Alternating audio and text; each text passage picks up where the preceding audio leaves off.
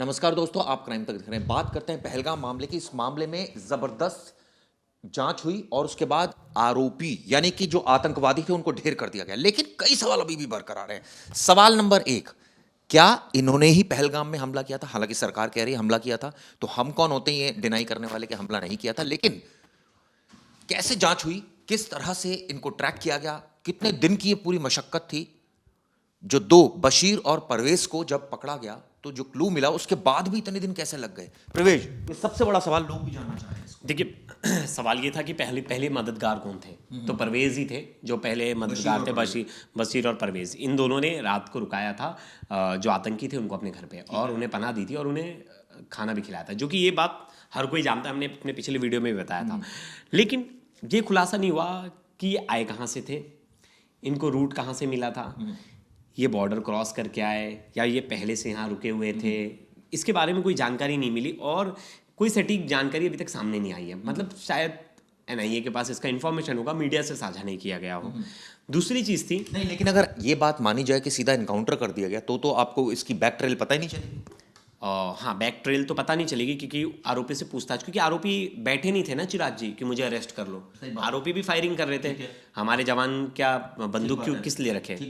जवाबी फायरिंग को फायरिंग से ही जवाब देने के लिए। और इससे फर्क क्या पड़ता है? सबूत तो इशारा कर रहे हैं ना, चॉकलेट मिली है पाकिस्तानी, डॉक्यूमेंट पाकिस्तानी है। हमें सबूत किस चीज़ का चाहिए? हमारे पास पूरे सबूत है, हमारे पास पूरे इंटेलिजेंस के जितने भी वो हैं हमारे, उनके पास दस्तावेज जो हैं वो पाकिस्तानी दस्तावेज हैं, सब कुछ पाकिस्तानी है। जो उनके पास राइफल्स मिली हैं, जो राइफल्स पाकिस्तान को अमेरिका से मिली थी, वही राइफल्स उनके पास हैं। कहाँ से? चीन और अमेरिका दोनों से जो दो राइफल्स अलग अलग मिली हैं, तो कहाँ से आए हैं वो सब चीज़ें? वो सब चीज़ पाकिस्तान से आई हुई चीज़ें हैं। और इनके बारे में जो इन्फॉर्मेशन आई वो पाकिस्तानी डॉक्यूमेंट्स में इनके बारे में लिखा हुई चीज़ है। हाँ, इनका पाकिस्तानी डॉक्यूमेंट्स है, तो वो उसको कहीं दरकिरार नहीं किया जा सकता ना। तो मतलब एक बात तो साफ है कि पाकिस्तानी थे। बस ये बात नहीं समझ में आ रही कि इनकी भारत में और कितने मददगार थे। अगर मुझे लगता है ये पकड़ा जाते तो बस एक चीज़ फ़र्क पड़ता कि कितने लोगों ने इनकी हेल्प की, क्योंकि जो ओवरग्राउंड वर्कर्स है ना, उनको जड़ से ख़त्म करना बहुत ज़्यादा ज़रूरी है। मैं बार बार इस बात को बड़ी ज़ोर दे कर कहता हूँ कि ये जो गद्दार है ना देश में बैठे हुए, जो कश्मीर में बैठे हुए गद्दार है, जो आतंकियों की मदद कर रहे हैं, जो बाहर बैठे इनके आका हैं, जो हुक्म करते हैं और ये पाकिस्तान के हुक्म को हाँ मानते और उसके बाद ये आतंकियों की मदद करते, उनका सफाया करना बहुत ज़रूरी है। और इन्हीं गद्दारों के वजह से देश में आए दिन ऐसे हमले होते हैं। बिना अगर इनका कोई मददगार नहीं हो तो चिराग जी, इम्पॉसिबल काम है भारत में आके कोई आतंकी हमला हो जाए। मैं आपको लिख के देता हूँ, अगर ये गद्दार कम हो जाए तो अपने आप देश में आतंकी हमले कम हो जाएंगे। तो ये गद्दार कोई भी हो सकता है, हम में से बीच में से कोई भी आदमी हो सकता है। तो इस पर सरकार को, एजेंसीज को कड़ी नज़र रखने की ज़रूरत है और एक मिसाल देने की ज़रूरत है। अगर आपने एक छोटी सी भी हेल्प दी है तो आप ऐसा फंसोगे, आप छूटोगे नहीं। अगर आपने आतंकी की एक छोटी सी भी हेल्प कर दी है तो आप उसका रिपरकशन सोच लीजिए आपके साथ क्या होगा। और ये स्ट्रांग मैसेज देना बहुत ज़रूरी है और उन एक एक लोगों के खिलाफ संगीन धाराओं में मुकदमा दर्ज करना चाहिए, क्योंकि अगर उन्होंने एक छोटी सी भी हेल्प की है किसी भी आतंकी की तो ये। लेकिन इसमें एक चीज़ और भी सामने आई थी, जो कि मैं खबरों में भी पढ़ रहा हूँ, इसलिए मैं उस खबर को भी तलाश रहा था। मिल गई वो खबर मुझे। इनके पास से जो दस्तावेज मिले वो पाकिस्तानी थे। चॉकलेट्स मिली इनके पास से जो इस पे पाकिस्तानी मेड थी। इसके अलावा सुलेमान, जिब्रान और अफगान, ये तीन जो थे जो मारे गए, जो कि इनके पास से, और बल्कि फॉरेंसिक जांच में भी बात साफ हुई कि जो गोलियां चलाई गई वो भी सेम ही गोलियां चलाई गई, क्योंकि खोखे का मिलान हुआ। लेकिन जो तीन थे, मूसा, आदिल, ठोकर और अली, इनके बारे में शुरुआत में तो कहा गया कि ये कॉन्स्पिरेटर है। ये है कहाँ? इनके बारे में क्या जानकारी निकल कर आई? देखिए, अभी तक इनके बारे में कोई पुख्ता जानकारी नहीं है। एजेंसीज के पास शायद जानकारी होगी, वो हमसे साझा क्यों करेंगे? और मुझे लगता है वो उनका इंटरनल चीज़ें हैं, वो उसे साझा ना भी करे तो ज़्यादा बेटर है, क्योंकि उससे आरोपी जो हैं, वो जो आतंकी हैं, वो एकदम से अलर्ट हो जाएंगे।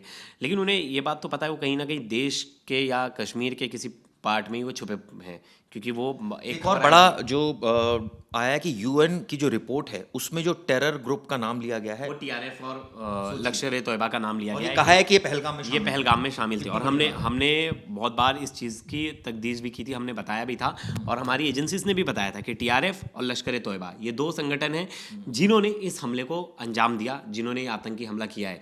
और उसके बाद से एक चर्चा शुरू हो गई थी जिसमें से पाकिस्तान ने बैकफुट पर आ गया था। पाकिस्तान कह रहा था इसमें हमारा कोई रोल नहीं है, लेकिन लेकिन पूरी दुनिया ने देखा और सबने देखा कि पाकिस्तान किस तरह से अपने एक्टिव मिलिटेंट को यूज कर कर भारत में दहशतगर्द एक चीज जो बहुत ज्यादा खटकी, वो ये खटकी कि यूएस प्रेसिडेंट मुनीर से मिले।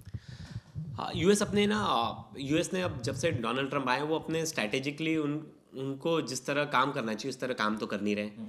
वो कभी पाकिस्तान को खुश करने के चक्कर में है, कभी वो ऐसा है कि अगर जिन देशों वो चाहते हैं हर देश से व्यापार रहे, कहीं लड़ाई ना हो। नहीं, वो ये नहीं चाहते हैं लड़ाई हो जाए। नहीं, वो चाहते हैं कि चाइना और अगर चाइना से और रशिया से किसी के अच्छे संबंध है तो उनके संबंध उनसे हम अच्छे संबंध नहीं रखेंगे।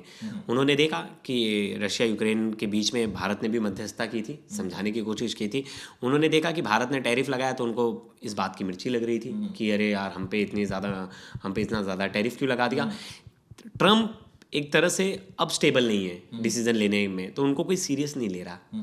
उनके खुद के देश के लोग उन्हें सीरियस नहीं ले रहे। तो इस बात को कहीं से भी हम वो नहीं कर सकते, क्योंकि भारत ने जब अपना स्टैंड लिया कि ट्रम्प का कोई रोल नहीं है, यूएस का कोई रोल नहीं है इस सीज फायर रुकाने में। लेकिन एक बात तो है, उस बात से उन्हें अभी चिढ़ मच गई। विपक्ष ने पुरजोर तरीके से कहा कि लोकसभा में सरकार कहे कि ट्रंप का इसमें रोल नहीं था। पहली बात मैंने देखा, इस बोलने के बाद ट्रंप ने फिर बोला कि मेरी वजह से पाकिस्तान और इंडिया का जो सीज फायर हुआ, उसके बाद बोला।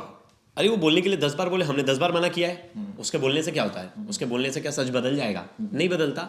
और ट्रंप ने 2-3 बार ये बात दोहराई है और भारत ने 2-3 बार इस बात को नकारा भी है।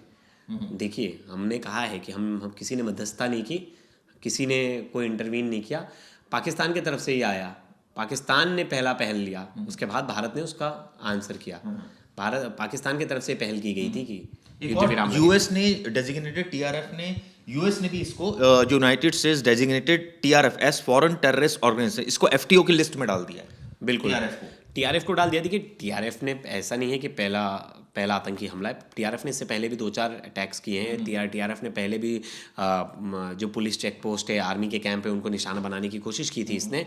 और लश्कर तोयबा के बारे में तो सबको ही पता है, इंटरनेशनली उसको ये डिक्लेयर कर दिया गया है टेररिस्ट ऑर्गेनाइजेशन। बड़े बड़े टेरर हमलों में इनका नाम शामिल है। तो ये जिस तरह से टेरर अटैक तो कर ही रहे, लेकिन इनका बेस कहाँ था? इनका बेस था पाकिस्तान में। हमने उनके बेस को ही तो तबाह किया है चिराग जी। हमने एक मैसेज देने की कोशिश की कि अगर आप किसी भी देश, किसी भी कंट्री कहीं भी बैठे हो और वहाँ बैठ के अगर आप प्लानिंग कर रहे हो भारत में दहशतगर्द फैलाने की, तो वो हम उसे सक्सेस नहीं होने देंगे। और बाई चांस आपने 1-2 अटैक किया भी तो उसका ऐसा जवाब देंगे कि आप जिंदगी भर नहीं भूलोगे। हमने जवाब दिया, हमने अच्छा जवाब दिया। पहलगाम अटैक के बाद एक मैसेज तो गया पाकिस्तान के पास कि सिर्फ हम आतंकियों को नहीं मारेंगे, हम अगर आप भी इसमें इन्वॉल्व हो गए तो आपको भी नहीं बख्शा जाएगा, पाकिस्तान को भी नहीं बख्शा जाएगा। एक और रिपोर्ट में खुलासा हुआ है, guns never fired after Pahalgam. जो हथियार बरामद हुए थे उनका इस्तेमाल पहलगाम के बाद नहीं हुआ था। हाँ, नहीं हुआ क्योंकि आतंकी तो भाग रहे थे ना। वो आतंकी तो भाग रहे थे। बंदूक, एक उसका जो हथियार थे, एक M9 था और 2 AK-47 थे। बिल्कुल। और एक जो M9 था वो अमेरिकन मेड था। और वही तो बताया जा रहा है कि इनके पास जो वेपन वो भी मिला है, इनके पास जो सैटेलाइट फ़ोन मिला है वो चाइनीज़ सैटेलाइट फ़ोन है जो पाकिस्तानी आर्मी यूज़ करती है। तो सोचिए, पाकिस्तानी आर्मी के आधे से ज़्यादा गैजेट्स, आधे से ज़्यादा वेपन्स, ये सब पाकिस्तानी आर्मी के थे। इन्होंने तो कहीं और से तो मंगवाए नहीं थे। तो मतलब इजीली पाकिस्तान सरकार का, पाकिस्तान आर्मी का। बहुत इंपॉर्टेंट जानकारी है, the forces identify as 8 kilometre path that they could use to cross over and security was beefed up. मतलब इनको एक वो भी मिला है कि एक टनल सी बना रखी थी जो कि टेररिस्ट यूज करने वाले थे। ये बॉर्डर के पास मिली थी और बॉर्डर के पास इसे सीज भी बंद भी कर दिया गया था और वहाँ बहुत ज़्यादा सिक्योरिटी हलचल भी बढ़ा दी गई थी।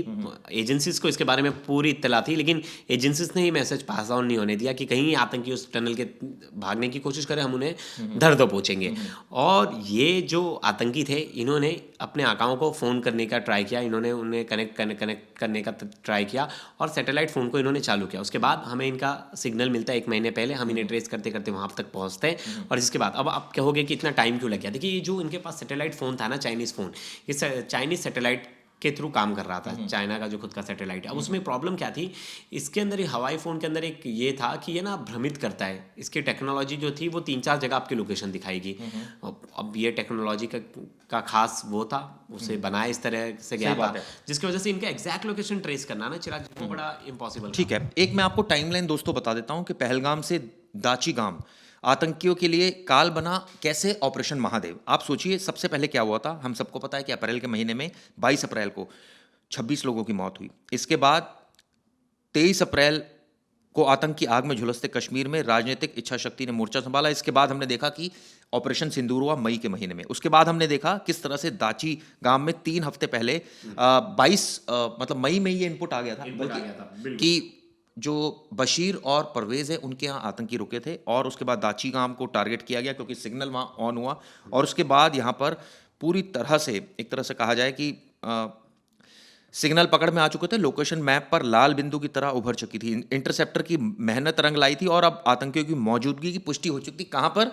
दाची गांव में। और उसके बाद मुझे लगता है कि रैकी की गई, सीआरपीएफ सेना ने मिलकर जॉइंट ऑपरेशन किया और उसके बाद जो आतंकी थे उनके बचने की गुंजाइश ऑलमोस्ट खत्म हो गई थी। और ये कहा जाए इस तरह से जो पूरा ऑपरेशन हुआ उसके बाद हमने देखा कि किस तरह से जो गन्स को भेजा गया फॉरेंसिक लैब और जहां से ये बिल्कुल क्लियर हुआ। और उसके बाद वीडियो कॉल की गई, ये भी एक फैक्ट आ रहा है कि वहां वीडियो कॉल की गई गृह मंत्री को बताया गया सारी चीजें, और उसके बाद उन्होंने पार्लियामेंट में आके सारी चीजें बताई। हाँ, और देखिए इमरजेंसी में वहाँ जो गोलियों के नमूने थे, मतलब जो सैंपल्स थे, खोखे थे, उन्हें भेजा गया तुरंत फॉरेंसिक लैब में, और बाकी जो उनकी बैलिस्टिक रिपोर्ट थी वो आने के लिए, क्योंकि इससे कंफर्म हो जाए कि ये जो बंदूक यूज़ हुई है वो सेम बंदूक है, वो सेम आतंकी है। और फिर उन पहचान कराई गई जो 2 लोगों को, ओवरग्राउंड वर्कर्स को जिनको पकड़ा गया था, इनसे पहचान कराई गई क्या यही वो आतंकी है। उन्होंने कहा हाँ यही वो आतंकी है जो उस रात रुके थे और इन्होंने ही हमला किया था। जिसके बाद ये 100% कन्फर्म हो गया कि यही वो 3 लोग थे। लेकिन सवाल एक और है। अब सवाल था कि जो पहले 3 फोटो जो आई जिनको वांटेड बताया गया वो कौन थे।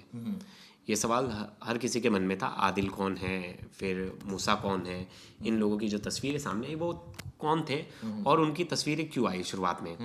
क्योंकि जो इनपुट मिला था ना चिराग जी, ये इनपुट मिला था कि इनकी हेल्प से ये मास्टरमाइंड है, ये लोग इन्वॉल्व हैं और अभी भी इन्वॉल्व है ये लोग। इससे हम वो नहीं बता सकते कि नकार नहीं सकते, ये लोग इन्वॉल्व थे और पहला इनपुट इनके बारे में मिला था। तो अगर ये पकड़ में आ जाते तो अपने आप आतंकी पकड़ में आ जाते जो 3 आए थे।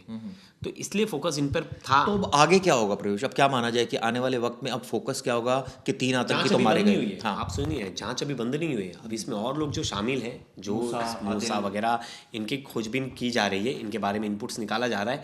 और भी जो लोग जिन्होंने इनकी हेल्प की है उनके भी इनपुट्स लिए जा रहे हैं, उस बारे में भी जांच चल रही है। तो आप ऐसा मत समझिए 3 आतंकी मर गए तो जांच यहीं खत्म हो गई। अभी जांच और लंबी चलेगी और बहुत सारे इसमें देखना खुलासे होंगे चिराग जी आने वाले टाइम में, क्योंकि आतंकी बिना किसी की मदद के तो अंदर नहीं आ सकते।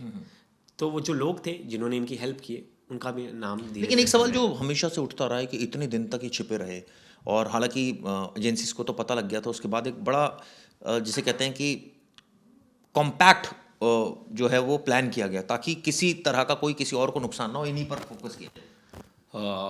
ये ना जंगल में भाग गए थे, जंगल का रास्ता जो था, और जंगल बहुत घनी आबादी में फैला हुआ था। और वहाँ चिराग जी ये सिर्फ 3 लोग थे। ड्रोन के जरिए, किसी भी जरिए ना, बहुत बड़ा इलाका था, उसमें बड़ी सर्चिंग चाहिए थी।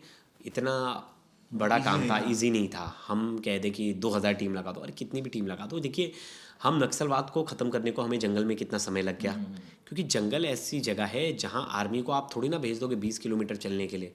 वो भी एक टीम जाएगी, फिर खाएगी, फिर रास्ता तो नहीं है ना, आपको इस सड़क नहीं है। बिल्कुल, हमने आपको इस वीडियो के जरिए बताया किस तरह से पहलगाम से दाची गांव तक का जो ऑपरेशन महादेव चलाया गया, कैसे चलाया गया, इसके अंदर क्या क्या कठिनाई हुई, कैसे आरोपियों को कुछ टीमें हमारी, कुछ हमारी टीमें सिर्फ एक टाइम खाना खा के वहाँ उन्होंने इन्वेस्टिगेशन किया है, थोड़ा थोड़ा फूड खा के सर्वाइव किया है। क्योंकि हमारी टीम भी जो अंदर ट्रैवल कर रही थी वापस आधे दूर इन्वेस्टिगेशन करके वापस तो नहीं आएगी। तो हमारे जवानों ने बहुत कड़ी मेहनत की है। वो कड़ी मेहनत शायद लोगों तक पहुंची नहीं, लोगों तक पता नहीं है। लेकिन ऐसा तो नहीं हुआ कि वहाँ रास्ता है जंगल में जाने के लिए, गाड़ियों से चीज़ें पहुँच रही है प्रॉपर टाइम पे। तो हमारे जवानों ने भी दिन रात मेहनत की है उस आतंकियों तक पहुँचने में। बिल्कुल, और सही से खाना पीना उन तक भी नहीं पहुंच रहा था। ऐसा नहीं है कि उन तक पहुंच नहीं सकता था, लेकिन अगर वो खाने पीने इन सब चीज़ों में रह जाते तो आतंकी और आगे निकल जाते। यानी जितनी एक तरह से कहा जाए आतंकवादी अपनी जान बचाने के लिए भाग रहे थे, उतनी ही ज़्यादा एक तरह से कहा जाए संघर्ष जो हमारी एजेंसीज भी झेल रही थी, उनके जो अधिकारी थे वो झेल रहे थे। और जिस तरह से प्रवेश ने बताया कि इतना आसान नहीं था इस ऑपरेशन को अंजाम देना, जंगलों के बीच में जाना, वहाँ सर्वाइव करना। वहाँ आपको पता है हेलीकॉप्टर वगैरह का बहुत रेयर यूज़ किया गया जानबूझकर कि उन्हें एक्टिविटी का पता ना चल जाए आतंकियों को। तो ऐसा भी नहीं कि जो हमारे जवान हैं जो जंगल में हैं उन तक खाना पहुँचा दिया जाए, ऊपर से फेंक दिया जाए। इस तरह की चीज़ें नहीं थी, तो वो भी ये टेक्निकल इश्यूज थे जो झेलने पड़े हमारे जो फोर्सेस थे। खैर, इस मामले में सफलता मिली। इस वीडियो के माध्यम से हमने आपको बताया कि किस तरह से पहलगाम से दाची गांव तक का जो कैसे ऑपरेशन काल बना, ऑपरेशन महादेव। ये वीडियो किस लिए बताएगा। धन्यवाद।